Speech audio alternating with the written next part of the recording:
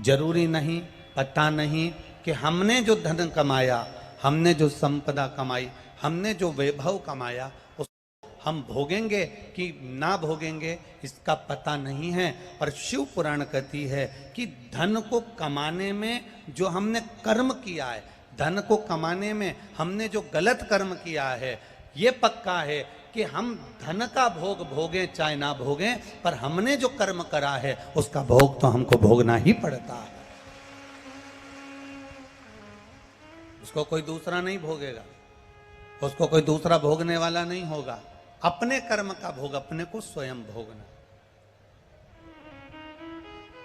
पति सोचे कि मेरे कर्म का भोग पत्नी भोग लेगी, या पत्नी सोचे कि मेरे कर्म का भोग पति भोग लेगा, या बच्चे सोचें कि मेरे कर्म का भोग मेरे माता पिता भोग लेंगे, या मेरे माता पिता के कर्म का भोग मेरे बच्चे भोग लेंगे। ना ना ना ना, शिव महापुराण की कथा कहती है आपके कर्म का भोग आपको भोगना है, दूसरे के कर्म का भोग दूसरे को भोगना है। हमने पहले भी कथा में कहा था, अगर छींक आ रही है, खांसी चल रही है, हमें छींक आ रही है, तो छींकना हमको पड़ेगा। आपको छींक आ रही है और आप पास वाले से कह दो कि तू छींक दे, तो वो छींकेगा। आपको खांसी चल रही है और आप बाजू वाले से कह दो कि तू खांस ले, तो वो खांसने से फायदा क्या होगा। आपको भूख लग रही है और आप बाजू वाले से कह दोगे कि तू भोजन कर ले, तो उससे कोई फायदा नहीं होगा। आपको प्यास लग रही है और आप पानी दूसरे को पीने को दे रहे हो, तो उसका कोई लाभ नहीं होगा। हमें अगर खांसी चली है, हमें अगर प्यास लगी है, हमें अगर छींक आई है, हमें अगर प्यास लगी, हमें अगर भूख लगी, तो भोजन हमें करना पड़ेगा। प्यास लगी, पानी हमको पीना पड़ेगा। खांसी चली, खांसना हमको पड़ेगा। हमारे कर्म की गति को भोगना भी हमको पड़ेगा, कोई दूसरा नहीं भोगेगा, कोई दूसरा भोगने को तैयार नहीं होगा। आप बस इतना जरूर निवेदन करेंगे, इतना जरूर कहना चाहेंगे, इतना जरूर प्रार्थना करना चाहेंगे कि जब मौका मिले, जब समय मिले, तब प्रयास करो कि भगवान की भक्ति की ओर अग्रणी हो।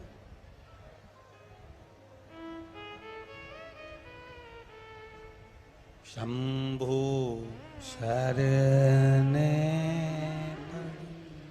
मांगू घड़ी रे घड़ी, दुख काटो दया करी ने दर्शन।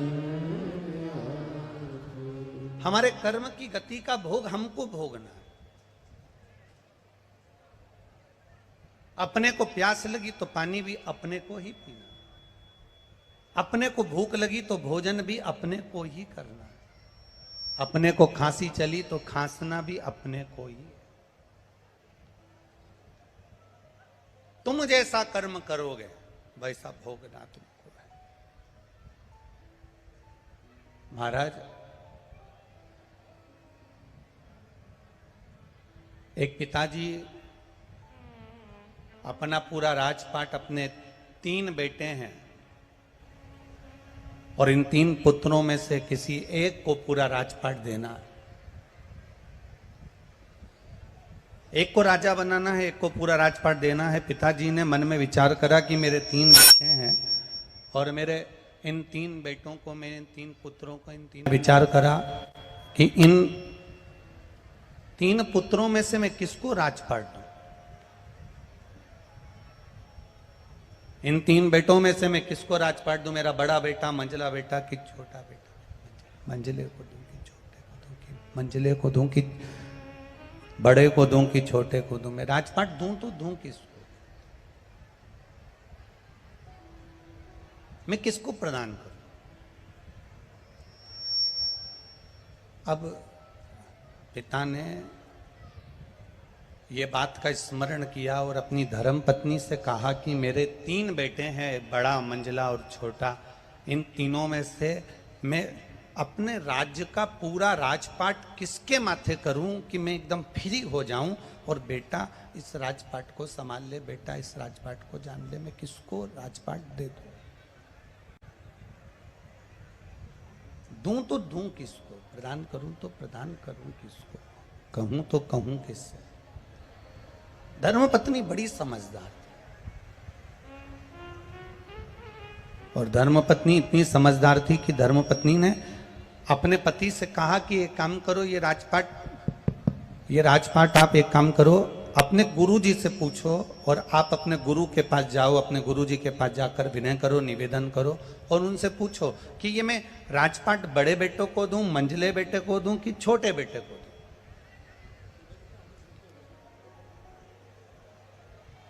पति अपनी पत्नी को लेकर गुरुजी के पास पहुंच गए। नंदीश्वर शिव महापुराण की कथा चल रही है, जरा सावधानी से सुनना और अपने जीवन में उतारना जरूर।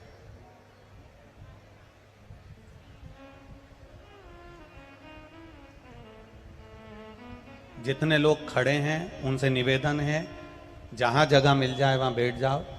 कल हमने जजमान परिवार को भी बोला था, कार्यकर्ताओं को भी बोला था कि पंडाल बढ़ा देना, पर पंडाल नहीं बढ़ा। उसके लिए हम क्षमा मांगते हैं आप लोगों से, हम क्षमा मांगते हैं कि आपका पंडाल नहीं बढ़ा।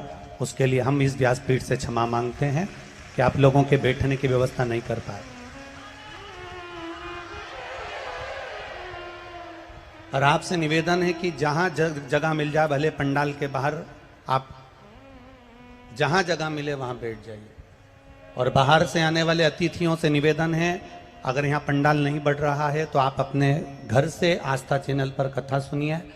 और अगर आ रहे हो तो अपने साथ में एक छाता या एक चादर लेकर आना, जिसको पकड़कर आप आराम से कथा श्रवण कर सकें।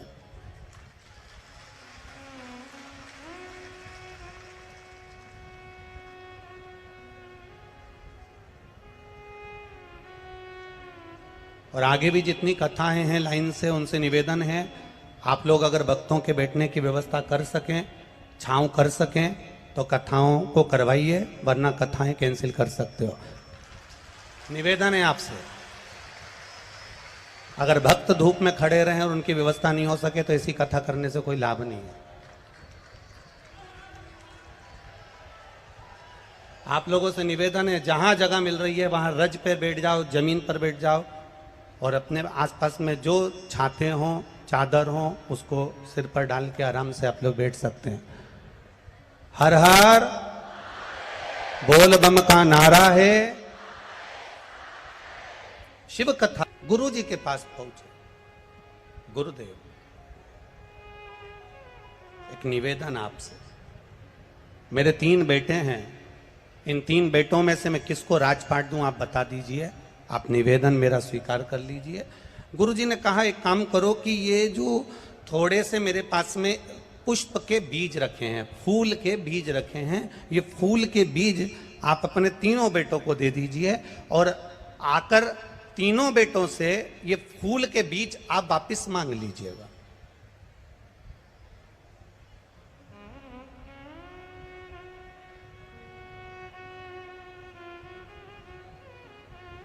अगर ये फूल के बीज आप सुबह आप जाओ तीर्थ करने के लिए, 8 महीना, 15 दिन, 20 दिन, 1 साल, 9 महीना, 6 महीना आप तीर्थ कर कर जब आना, तो ये फूल के जो बीज आप अपने 3 बेटों को दोगे, उनसे आप मांग लेना,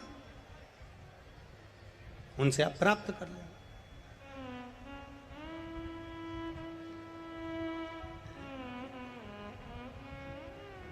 अब गुरु जी से फूल के बीज लेकर पिताजी अपने बेटों के पास पहुंच गए और अपने पुत्रों के पास पहुंचकर उन्होंने कहा कि ये पुष्प के बीज हैं बेटा, तुम तीनों रख लो। मैं जब तीर्थ कर कर आऊंगा 8 महीने बाद, मैं आपसे ये तीनों से ये बीज ले लूंगा। बस इतना ये बीज आप संभाल कर रखना और उसको संजो कर रखना, संभाल के रखना। तीनों बेटों ने बीज रख लिए। पिताजी 8 महीने के बाद जब वापिस लौट कर आए और 8 महीने के बाद जब पिताजी लौट कर आते हैं और लौट कर आने के बाद उन्होंने बड़े बेटे से पूछा, बेटा हमने आपको फूल के बीज दिए थे, पुष्प के बीज दिए थे, वो कहाँ हैं? बड़े बेटे ने पिताजी का हाथ पकड़ा और हाथ पकड़कर ले जाकर तिजोरी के सामने खड़ा कर दिया। पिताजी को कहा, पिताजी मैंने आपके फूल के बीजों को संभाल कर रखा था, क्योंकि आपने कहा था कि ये बीज संभाल कर रखना, मैं तुमसे आकर लूंगा, तुमसे प्राप्त करूंगा। और जो पिताजी को तिजोरी के सामने खड़ा करा कि ये सामने जो तिजोरी है ना पिताजी, मैंने इसमें बीजों को संभाल कर रख दिया, वो बीज कहीं नहीं जा सकते। और पिताजी ने जैसे ही अलमारी को खोला, तिजोरी को खोला, उसमें से बीज सड़ चुके थे और उसकी बदबू बाहर आ रही थी। बदबू जब बाहर आ रही थी तब पिताजी ने कहा, बेटा ये बीज तो सड़ गए, किसी काम के नहीं, इस बीज को रखने से कौन सा फायदा था, तुमने संभाल कर रख नहीं पाए, ये बीज बेकार हो गए। अब मंजले बेटे से कहा, हमने तुम्हें बीज दिए थे फूल के, वो बीज कहाँ गए? मंजला बेटा कहता है, पिताजी उस बीज की कीमत अच्छी मिल रही थी, मैंने बेच दिए, अब आपको अगर बीज चाहिए तो मैं तुरंत बाजार से खरीद कर ला कर दे देता हूं। छोटे बेटे से कहा, आपको बीज दिए थे वो कहां हैं? छोटे बेटे ने कहा, पिताजी आपने जो बीज दिए थे वो बीज, चलो मैं बताता हूं कहां है। हाथ पकड़ कर ले गए, घर के पीछे खेत में बीज जमीन में डाल दिए गए, पानी सींचकर पौधे बड़े हो गए, चारों तरफ फूल ही फूल उस बीज से लगे हुए थे। पिताजी से कहा, पिताजी आपके दिए हुए बीज को मैंने 1000 गुना कर दिया, आपके दिए हुए बीज को मैंने 1000 गुना कर दिया, लाखों गुना कर दिया, करोड़ों गुना कर दिया। ये बीज बस पिता समझ गए कि ना बड़े को देना है ना मंजले को देना है, छोटे को अपनी सत्ता प्रदान कर देना है। शास्त्र कहता है भगवान ने ये संपूर्ण जो हमारा जीवन दिया है, मनुष्य की देह दी है, मानव का शरीर दिया है, ये बीज रूपी जो मानव का शरीर दिया है, ये कोई साधारण नहीं दिया। इस बीज के महत्व को समझो, इस मानव के शरीर के महत्व को समझो। बड़ा नहीं समझ पाया, उसे तिजोरी में बंद कर दिया। इस शरीर को हम ढक कर रखे, बांध कर रखे, संभाल कर रखे, क्रीम पाउडर स्नो लगा कर रखे, साबुन में धो धो कर रखा, ये शरीर आखिरी में बेकार ही हो गया। फिर इस कई लोगों ने इस शरीर को बेच तक दिया, ये शरीर को ले जाकर गलत कर्म में लगा दिया, आड़े टेढ़े कार्य में लगा दिया, ये शरीर बेकार होता चले गया। फिर तीसरा था, इसने इस बीज को पृथ्वी में बो दिया और फूल प्रकट कर लिया, अर्थात संसार के हित के लिए इस शरीर को लगा दिया, तो चारों तरफ पुष्प ही पुष्प की सुगंध फैलती चली। इस बीज की सुगंध संपूर्ण ब्रह्मांड में फैलती चली गई। आज अगर ये कथा खगड़िया बिहार में हो रही है और गोस्वामी परिवार करा रहा है, तो इनके परिवार की जो सुगंध है, इस बीज की जो सुगंध है, वो संपूर्ण ब्रह्मांड को सुगंधित करने वाली है, संपूर्ण ब्रह्मांड को आनंदित करने वाली है। अगर आज तो ये सुगंध संपूर्ण ब्रह्मांड की, शिव नाम की, भक्ति के नाम की, स्मरण के नाम की, राम नाम की, कीर्तन की, भगवत भजन की, भगवत नाम की, ये सुगंध संपूर्ण ब्रह्मांड को फैलाने वाली, संपूर्ण ब्रह्मांड में एक आनंद की अनुभूति कराने वाली, एक आनंद का सुख देने वाली है। शिव कथा कह रही है। हम जितना अच्छा देख सकते हैं उतना अच्छा देखें। होता है, एक व्यक्ति ने प्रश्न किया था एक जगह पर कि गुरुजी मेरे घर के सामने कुम्हार का घर है और उसके पास में 5 और 6 गधे हैं।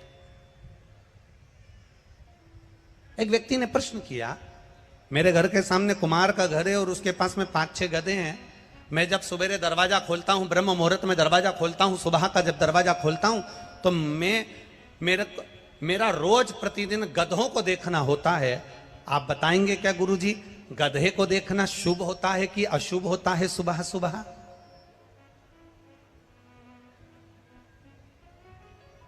मैं सुबह से दरवाजा खोलता हूं, मेरे घर के सामने कुम्हार रहता है, उसके पास में 5-6 गधे हैं। मैं सुबह से जब दरवाजा खोलता हूं तो सबसे पहले दरवाजा खोलते से ही गधों का दर्शन होता है। सुबह से उठते से ही गधों को देखता हूं। आप बताएंगे गुरुजी कि गधा देखना सुबह से शुभ होता है कि अशुभ होता है? अब हम मन में सोचे, विचार करें कि तुम्हारा गधे को देखना शुभ होता है कि अशुभ होता है पता नहीं, पर यह पक्का है कि गधा सुबह से तुमको देखता होगा तो बेचारा दिन भर बोझा ढोता होगा, ये पक्का है। हम विचार कर रहे हैं, हम ये विचार कर रहे हैं कि हम ये कार्य करेंगे शुभ होगा कि अशुभ होगा। शिव महापुराण की कथा कहती है भजन करने का कोई समय नहीं होता, स्मरण करने का कोई समय नहीं होता।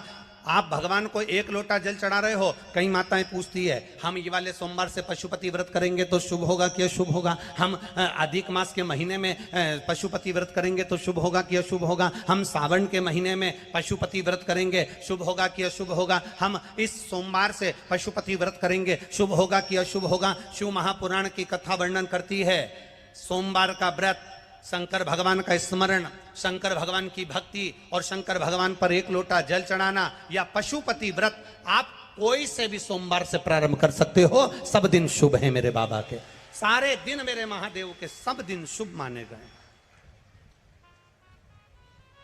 एक भी दिन ऐसा नहीं है कि महादेव के लिए गलत हो, एक भी दिन ऐसा नहीं जो महादेव के लिए गलत। आप अगर भजन कर रहे हो, आप अगर स्मरण कर रहे हो, आप अगर मंत्र जाप कर रहे हो, आप अगर नाम जाप कर रहे हो, तो उसमें समय का पाबंदी नहीं कि आपने 2 घंटा भजन करा, 3 घंटा भजन करा, 4 घंटा भजन करा, स्मरण करा, मैंने 15 मिनट भजन करा। ना ना ना ना, शिव महापुराण की कथा कहती है आप जब समय मिले, जैसा समय मिले, जैसा पल मिले, जैसी घड़ी मिले, जैसा नक्षत्र मिले, जैसा आपको अच्छा लगे वैसे अपने जिंदगी में करते चलो। और आप अपने कर्म को करते हुए जब भगवान का नाम लेते हुए आगे बढ़ोगे तो ये निश्चित है वो कर्म तुम्हारा फलेगा और तुमको उसका फल अवश्य प्राप्त होगा, ये निश्चित था। मैंने तेरे ही भरोसे बाबा, तेरे ही भरोसे हवा बिच उड़ती जावांगी, बाबा डोर हथो छड़ी नामे कटी जागी, भोले मैं तेरी पतंग, शंभू मैं तेरी। हम अपने कर्म, आप लोग आए हो बहुत दूर से आए हो, बहुत दूर से आए हो, कोई कोई 200-200, 300-300, 400-400, 500-500 किलोमीटर दूर से आया है। धूप, गर्मी, साधन ना साधन, आप आए बहुत दूर दूर से आए, पर इतना विचार जरूर रखना, आवाज बढ़ाओ, थोड़ा बेस कम करो, इतना भरोसा जरूर रखना कि अगर आप बाबा के दरवाजे पर आए हो, शिव महापुराण की कथा श्रवण करने के लिए आए हो, भगवान की अविरल भक्ति को धारण करने के लिए आए हो, तो ये विश्वास मान कर चलना कि बाबा खाली नहीं भेजेगा, झोली भरकर जरूर भेजेगा।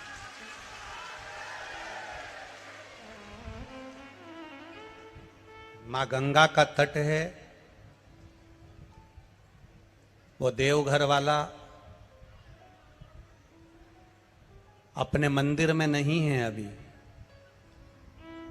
वो देवघर वाला भी यहीं खगड़िया बिहार में आ गया है 7 दिन के लिए, वो मंदिर में नहीं है। उसको मालूम है कि मैं मंदिर में कैसे रुक सकता हूं जब मेरे भक्त सब यहां पर हैं, मेरे भक्त यहां बैठे हैं, मेरे भक्त यहां पहुंचे हैं, तो वो मंदिर में कैसे बैठ सकता, कैसे बैठे।